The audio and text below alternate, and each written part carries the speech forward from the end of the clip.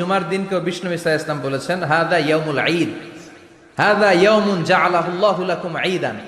তাবারানির হাদিস। বিষ্ণু বলেছেন এটা এমন দিন যে দিনটাকে আল্লাহ তাআলা তোমাদের জন্য ঈদের দিন হিসেবে ঘোষণা দিয়েছেন। পড়েন আলহামদুলিল্লাহ। আল্লাহ তাআলার একটা বৈশিষ্ট্য হচ্ছে সুন্নাতুল্লাহি ফিত তাফদিল।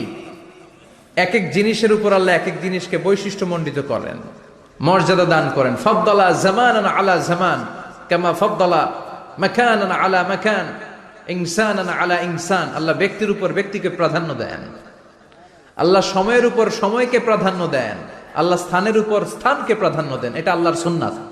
এটা আল্লাহর কি সুন্নাতুল্লাহি ফিত তাফদিল। ফাদ্দালা জামানান আলা জামান কামা ফাদ্দালা মাকানান আলা মাকান, ইনসানান আলা ইনসান। পৃথিবীর সব মানুষগুলো এক রকম নয়, এক মর্যাদার নয়। আবার লক্ষাধিক নবী